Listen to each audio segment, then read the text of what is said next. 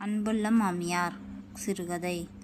அத்தை, காஃபி இந்தாங்க என்று தோட்டத்தில் காய்கறி செடிகளுக்கு தண்ணீர் பாய்ச்சி கொண்டிருந்த தன் மாமியாரிடம் காஃபி டம்ளரை நீட்டினாள் நிலா. தேங்க்ஸ்மா என்று தண்ணீர் பைப்பை நிலாவிடம் கொடுத்துவிட்டு டம்ளரை வாங்கி கொண்டார் திலகா. காஃபியை ஒரு வாய் குடித்துவிட்டு, நீ குடிச்சியாம்மா என்று கேட்டார். இல்லைங்க அத்தை, இனிமேல்தான் என்றாள். காஃபியில் சர்க்கரைக்கு பதிலாக உப்பு போட்டுட்டமா, அதான் கேட்டான் என்றார் திலகா. ஐயோ சாரிங்க அத்தை என்று பதறினாள் நிலா. பரவாயில்லம்மா, ஒன்றும் டென்ஷன் ஆகாத. என்ன ஆச்சு உனக்கு, எதுவும் கவலையா என்று கேட்டார் திலகா. அதெல்லாம் ஒன்றுமில்லைங்க அத்தை, கொடுங்க, நான் உங்களுக்கு வேற காஃபி போட்டு கொண்டு வரேன் என்று டம்ளரை வாங்கி கொண்டு சமையலறையை நோக்கி ஓடினாள் நிலா. மனம் கனத்தது நிலாவுக்கு. எண்ண அலைகளில் தன் மன வலியை மென்று கொண்டிருந்தாள். வேறு ஒரு நல்ல காஃபியை தன் மாமியாருக்கு போட்டு கொடுத்துவிட்டு சமையல் வேலையில் இறங்கினாள். டிஃபன் ரெடியா நிலா, டைம் ஆயிடுச்சு பாரு என்று கேட்டுக்கொண்டே வந்தான் நிலாவின் கணவன் பரத். என்று எழுத்தை மட்டும் கனமாக கொட்டிவிட்டு அமைதியான டிஃபனை எடுத்து பரிமாறினாள். அவளின் அமைதியை உணர்ந்தவனாய் என்ன ஆச்சு என்று கேட்டான். ஒன்றுமில்ல, சும்மாதான். நான் போய் ஆரவ குளிப்பாட்டுறேன், நீங்கள் லஞ்ச் பாக்ஸை மறக்காமல் எடுத்துட்டு போங்க என்று கூறிவிட்டு தன் 2 வயது மகனை கவனிக்க சென்று விட்டாள். தன் தாயிடமிருந்து விடைபெற்று வேலைக்கு கிளம்பினான் பரத். ஆரவுக்கு உணவு கொடுத்துவிட்டு மாமியாருடன் சாப்பிட அமர்ந்தாள் நிலா. தன் மருமகளின் முகவாட்டத்தை கண்டு, என்ன நிலா, ஏமா டல்லா இருக்க என்று கேட்டார். இதற்கு மேல் மறைக்க முடியாமல் பேசத் தொடங்கினாள் நிலா. அத்தை, பெரியம்மாவுக்கு உடம்பு சரியில்லை, ஹார்ட் ஆப்ரேஷன் அடுத்த வாரம், அதான் மனசு கஷ்டமாக இருக்கு என்றாள். நீ போயிட்டு வா நிலா, நான் பார்த்துக்கிறேன் வீட்டையும் பரத்தையும் என்றாள் திலகா. மீண்டும் இறக்கி வைத்தாள் நிலா. நிலாவுக்கு மனதில் வேறு ஏதோ ஓடுகிறது என்பது புரிந்தது திலகாவுக்கு. இருப்பினும் மிகுந்த கேள்விகளை கேட்டு காயப்படுத்தாமல் இருப்பது நல்லது என்று அமைதியானார். நிலாவுக்கு பெரியம்மா என்றால் உயிர். தன் தாயிடம் வளர்ந்ததை விட தன் பெரியம்மாவிடம் வளர்ந்ததுதான் அதிகம். அதனால் அவரின் உடல்நலக் குறைவு நிலாவை பாதிப்பதாக நினைத்தார் திலகா. மாலை நேரம் ஆனது. பரத் வேலையிலிருந்து திரும்பினான். நிலா, டீ தரியா என்று கேட்டான். அமைதியாக டீயை கொடுத்துவிட்டு, நான் கோயிலுக்கு போயிட்டு வரேன் என்று ஆரவுடன் கோயிலுக்கு சென்று விட்டாள் நிலா. டீ கப்புடன் தோட்டத்துக்கு சென்றான் பரத் தன் தாயை காண. இப்பத்தான் வரியாப்பா என்று கேட்டார் திலகா. ஒரு 10 நிமிஷம் ஆச்சுமா என்றான் பரத். நிலா என்ன செய்கிறா? ஆரவும் நிலாவோ கோயிலுக்கு போயிருக்காங்கம்மா என்றான் பரத். உங்கிட்ட கொஞ்சம் பேசணும். நிலாவை பெரியம்மாவுக்கு ஹார்ட் ஆப்ரேஷன் ஆமா, நிலாவை 1 மாதம் அங்கே அனுப்பி வைப்பா, ரொம்ப வருத்தப்படுற மாதிரி தெரியுது. அம்மா, அவள் வருத்தம் மட்டும் படலை, ஆப்ரேஷன் செலவுக்கு பணம் கொஞ்சம் கொடுக்கணும்னு நினைக்கிறா. ஓ, அது நல்ல விஷயந்தானே என்றார் திலகா. நல்ல விஷயந்தான்மா, அதை என்கிட்ட அவள் டைரெக்டாக பணம் வேணும்னு கேட்கலாம்ல, அதில் என்ன அவளுக்கு அவ்வளோ ஈகோ? அதுவும் அவள் அம்மானா பரவாயில்ல, அவளோட பெரியம்மாவுக்கெல்லாம் ஏன் செய்யணும்னு எனக்கு புரியலை. பரத்தின் வார்த்தைகளை கேட்டு அதிர்ச்சியானார் திலகா. என்ன பரத், இப்படி பேசிக்கிட்டு இருக்க?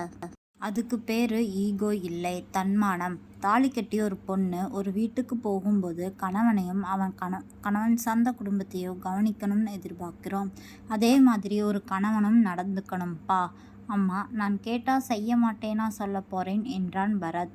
சில விஷயங்கள் அவள் கேட்காமலே அவள் மனசு தெரிஞ்சு செய்யணும். அதுதான் நல்ல தாம்பத்தியம், ஆரோக்கியமான உறவு. உனக்கும் இந்த குடும்பத்துக்கும் அவள் செய்கிறதை எல்லாம் கேட்டுட்டா செய்கிறா. அவள் நின்று ஆணிவேரா இந்த குடும்பத்தை பார்த்துக்கிறதுனால தான் நீ நிம்மதியாக வெளியே போய் வேலை செஞ்சு சம்பாதிக்க முடியுது. அதை மறந்துடாத. அவள் யாருக்கு முக்கியத்துவம் தரணும்னு நீ முடிவு செய்யாத. அதையே அவள் உன் மேலே திணிச்சா நீ ஏற்றுப்பியா என்றார் திலகா. இல்லம்மா என்று இழுத்தான். உன் வாழ்க்கையிலையும் உன் சம்பாத்தியத்திலையும் உன் மனைவிக்கு சம உரிமை உண்டு.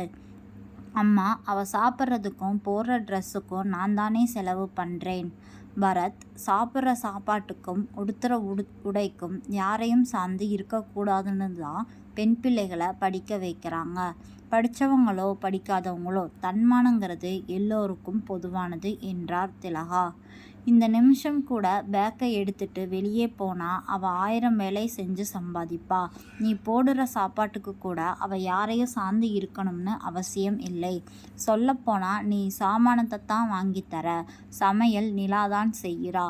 நீயும் தானப்பா நிலாவை சார்ந்து இருக்கிற. உன்னையும் இந்த குடும்பத்தையும் பார்த்துக்கிறதுக்காக மட்டும்தான் அவ வேலைக்கு போகாம வீட்டிலேயே இருக்கிறா. அவ வேலைக்கு போனா அவ செய்கிற அத்தனை வேலைக்கும் நீ ஆள் வச்சா எவ்வளவு சம்பளம் கொடுப்பேன்னு யோசிச்சு பாரு. அவளை நீ வேலைக்காரியா பார்க்காம உன் மனைவியா, உன்னில் பாதியா பார்த்தா நீ சேமிக்கிறதுல பாதியத்தான் சொல்லாமலேயே நீ நிலாவுக்கு கொடுத்திருப்ப என்றார் திலகா. சரிம்மா, புரியுது. ஆனால் ஒரு மாமியாரா நீங்கள் இப்படி பேசுறது எனக்கு ரொம்ப ஆச்சரியமாக இருக்குது. ஹஹஹா, அது ஒன்றும் இல்லைப்பா, நான் பட்ட கஷ்டம் என் மருமகளுக்கு வேண்டாம்னு நினைக்கிறேன் என்று சிரித்து கொண்டே சொன்னாலும் பலார் என்று அரைந்தது போல் இருந்தது பரத்திற்கு. உன் அப்பா என்னைய நடத்தின விதத்தை பார்த்து நீ உன் மனைவியை அந்த மாதிரி நடத்த மாட்டேன்னு தான் நான் நினச்சேன். ஆனால் நீ உன் அப்பா என்னை நடத்தின மாதிரியே நிலாவை நடத்துவேன்னு நான் கொஞ்சம் கூட எதிர்பார்க்கவே இல்லை. பரத், நிச்சயம் நீ மாறணும். நீ எந்த மாதிரி உன் மனைவியை நடத்துறியோ அதே மாதிரி தான் உன் மகனும் ஃபாலோ பண்ணுவான். அதை மறந்துடாத. நல்ல ஒரு அப்பாவா இருந்து ஆரவ வழி நடத்து என்றார். யூ ஆர் கிரேட்மா என்று அணைத்து கொண்டான் அம்மாவை. 1 மணி நேரம் கழிந்தது. கோவிலில் இருந்து வீடு திரும்பிய நிலா இரவு உணவை சமைக்க சமையலறைக்கு சென்றாள். திலகா உணவு தயார் செய்து கொண்டிருப்பதைக் கண்டு, அச்சச்சோ, லேட்டாக வந்துட்டேனே, பசிக்குதாங்க அத்தை, சாரி என்று கேட்டாள் நிலா. அதெல்லாம் இல்லைம்மா, டெய்லியும் நீதானே சமையல் செய்கிற, இன்னைக்கு ஒரு நாளைக்கு நான் செய்யலாம்னு தான் செஞ்சேன். பரத் உனக்காக வெயிட் பண்ணிகிட்ருக்காம்மா, என்னன்னு போய் பாரு என்று திலகா ஆரவை வாங்கி கொண்டு நிலாவை அனுப்பி வைத்தார். சரிங்க அத்தை என்று கூறி பரத்தை காணச் சென்றாள் நிலா. பரத் தோட்டத்தில் நிலாவுக்காக காத்திருந்தான். வா நிலா என்று தன் அருகில் அமரச் செய்து ஒரு கவரை நீட்டினான் பரத். என்னங்க இது என்று கேட்டாள் நிலா. இதில் 25,000 ரூபாய் பணம் இருக்கு. நாளைக்கு நீ ஊருக்கு போக ட்ரெயின் டிக்கெட்டும் புக் பண்ணியாச்சு. இனிமே மாதம் நான் உன் அக்கௌண்ட்டில் 15,000 ரூபாய் போடுவேன். உனக்கு அதை வச்சு என்ன செய்யணுமோ, யாருக்கு தரணும்னு நினைக்கிறியோ யூ கேன் டூ இட். நான் இந்த காசுக்கு கணக்கெல்லாம் கேட்க மாட்டேன். என்னோட சம்பளத்தில் வீட்டு செலவுகள் போக 25,000 ரூபாய் சேமிக்கிறேன். அதில் பாதியை நான் இனிமேல் உனக்கு தருவேன். இனிமே சம உரிமையான சம மரியாதையான வாழ்க்கையை வாழலாம் என்றான் பரத். கண்ணீரோடும் ஆச்சரியத்தோடும் தேங்க்யூ ஸோ மச் என்றாள் நிலா. எனக்கு நீ நன்றி சொல்லக்கூடாது, அம்மாவுக்குத்தான் நன்றி சொல்லணும் என்றாள். சமையலறையை நோக்கி ஓடினாள் நிலா. அத்தை, தேங்க்யூ ஸோ மச் என்று சொல்லி நிலா அணைத்து கொண்டாள். பல குடும்பங்களில் ஒரு பெண்ணுக்கு எதிரி இன்னொரு பெண் தான். ஆனால் நம்ம வீட்டில் அப்படியெல்லாம் இருக்கக்கூடாது. இந்த குடும்பத்தில் இருக்கிற எல்லோருக்கும் என்னென்ன தேவைன்னு பார்த்து பார்த்து செய்கிற நீ உன் தேவை என்னங்கிறத கொஞ்சம் பரத்திற்கு புரிய வச்சேன் என்றார் திலகா. மீண்டும் நன்றி கூறி மகிழ்ச்சியோடு தன் பெரியம்மாவை காண கிளம்பினாள் நிலா.